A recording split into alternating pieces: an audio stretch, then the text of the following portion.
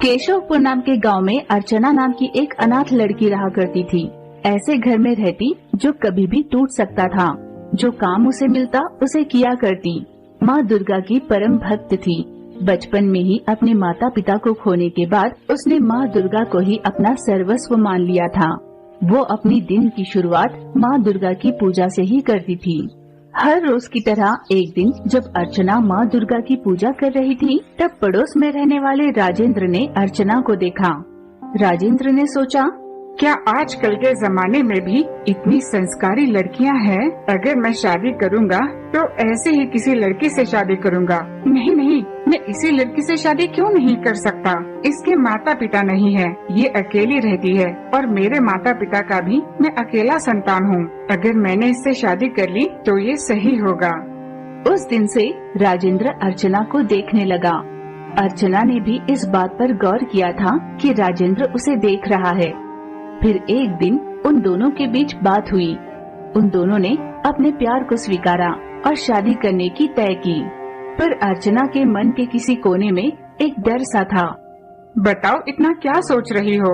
राजेंद्र, मैं तुमसे शादी करना ही चाहती हूँ, पर मुझे लगता है तुम्हें एक बार अपने माता पिता और रिश्तेदारों की राय जान लेनी चाहिए। मेरी माँ के लिए मैं उसका सब कुछ हूँ। मेरी किसी भी मर्जी को वो नहीं टालेगी। तभी तो बेटे माँ के बहुत प्यारे होते हैं।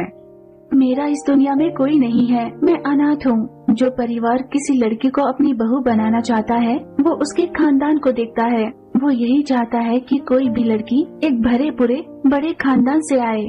अर्चना, तुम ज्यादा सोच रही हो। चलो अभी चलकर मेरी माँ से बात करते हैं। राजेंद्र इतना कहकर अर्चना को अपनी माँ भाग्या से मिलाने ले गया।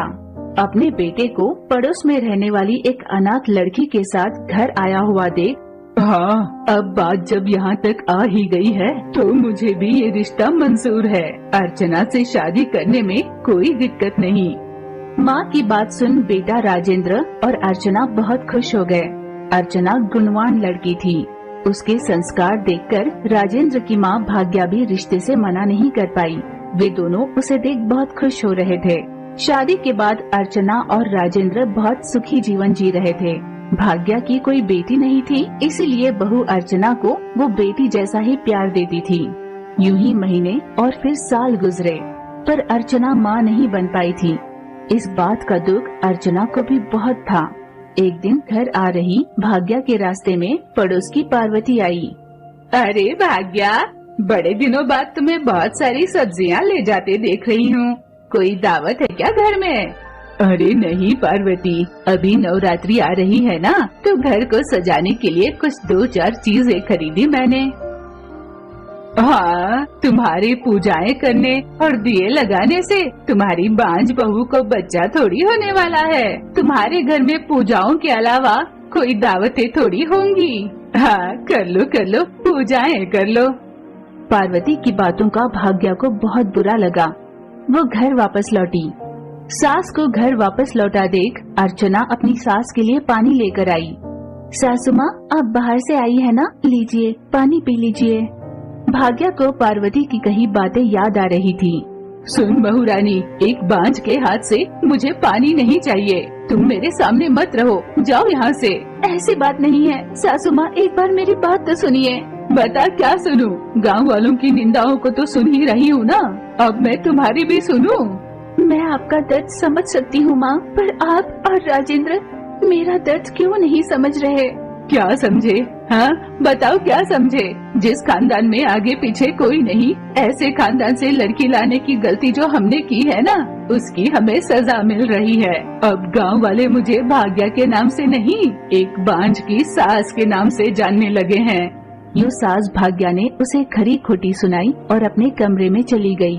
उसकी बातें सुन अर्चना आंसू बहाती हुई चुपचाप मन ही मन दुखी हो रही थी और एक कोने में बैठ रोने लगी। माँ दुर्गा, तुम कहाँ हो? क्या मैं कभी माँ बन पाऊंगी या हमेशा बांझ बनकर रह जाऊंगी? मैंने जिंदगी भर सिर्फ तुम्हारी पूजा की है। अगर मेरी किस्मत में तुमने यही लिखा है तो यूँ तिल तिल मरने से तो अच्छा तुम अपने पास बुला लो माँ।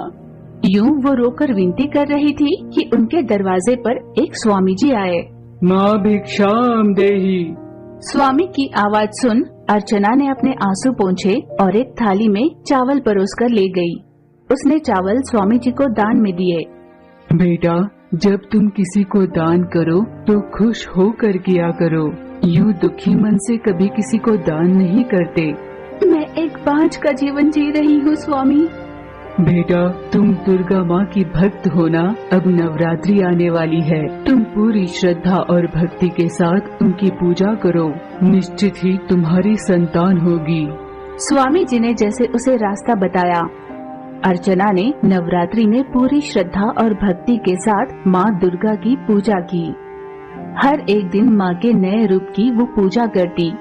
उसने 9 दिन माँ दुर्गा को अलग अलग नैवेद्य चढ़ाए। 9वें दिन सुबह जब वो पूजा कर रही थी तब माँ दुर्गा प्रकट हो गई। अर्चना, पूरे नियम और निष्ठा के साथ तुमने 9 दिनों तक मेरी पूजा की है। तुम्हें पुत्र संतान प्राप्ति होगी। तुम्हारा जीवन परिपूर्ण होगा।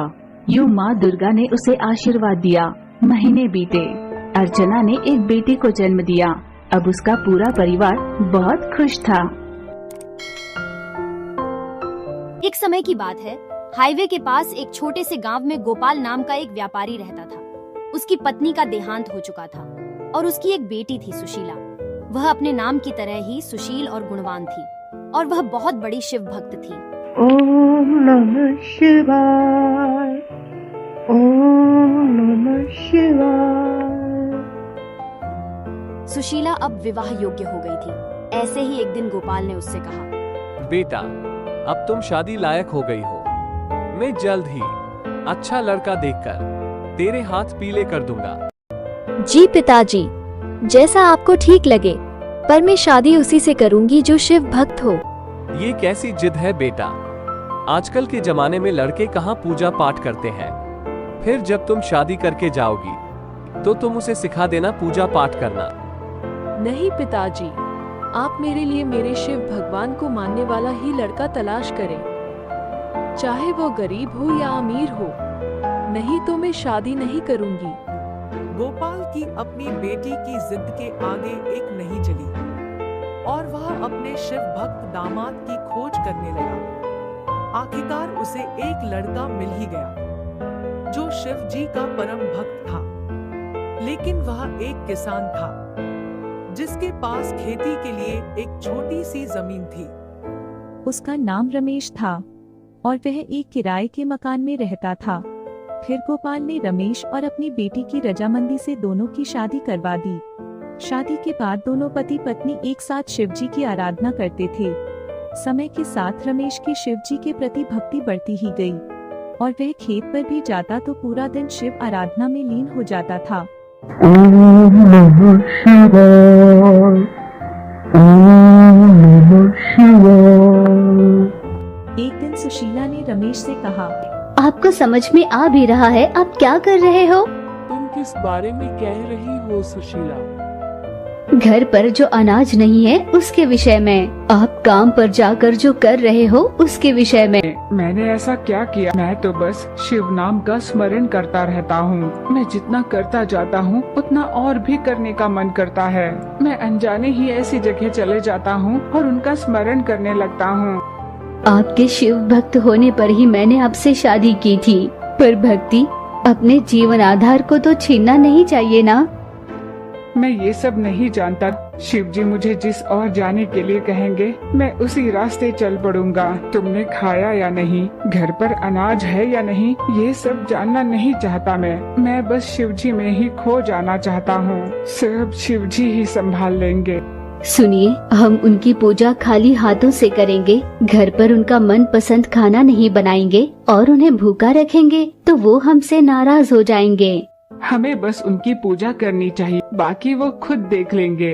भक्त का मतलब ये नहीं कि 2-4 फूल चढ़ाकर उनकी पूजा कर ली और ना ही पानी से उनका अभिषेक करना भक्ति है, बल्कि हर भक्त को इस बात का भी ध्यान रखना चाहिए कि उसने शिव जी का मन पसंद खाना बनाकर उन्हें भोग में चढ़ाया है या नहीं। तुम सही कह रही हो, हमने इतने बरसों से वही तो किया। पिछले कुछ दिनों से आप काम नहीं कर रहे हो और पकाने के लिए घर पर अनाज भी नहीं है। मैंने उधार पर अनाज लेना चाहा तो दुकानदार ने देने से भी मना कर दिया। हम शिव जी के भक्त हैं ना, तो उनका ध्यान भी हमें ही रखना चाहिए। उनके लिए स्वादिष्ट भोजन भी बनाना चाहिए।